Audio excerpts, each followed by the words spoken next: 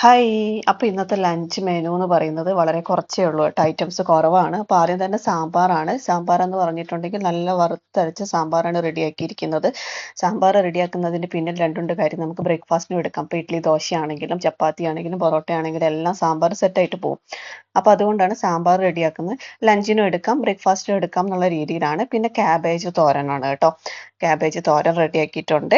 പിന്നെ അടുത്തതായിട്ട് നമുക്ക് ഫ്രൈ ഉണ്ട്.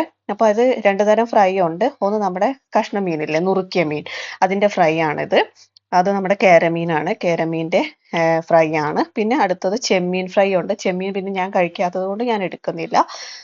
ചെമ്മീൻ ഫ്രൈ ഉണ്ട്. പിന്നെ നമ്മള് പപ്പടം ഉണ്ട്, ആസ് യൂഷ്വൽ പപ്പടം ഉണ്ട്. പിന്നെ പപ്പടം പക്ഷെ ഞാൻ അങ്ങനെ എനിക്ക് അത്ര താല്പര്യം ഇല്ലാത്തതാണ്. പിന്നെ സ്പെഷ്യൽ എന്ന് പറയുന്നത് ഈ മാങ്ങാ ചമ്മന്തി ഉണ്ട് കേട്ടോ. തേങ്ങായും മാങ്ങായും കൂടെ ചേർത്ത് അരച്ച ചമ്മന്തി. അതാവുമ്പോൾ നമുക്ക് കഞ്ഞിക്കും കഴിക്കാലോ. അടിപൊളിയാണ് കേട്ടോ. ലൈക്ക് ചെയ്യണേടാ.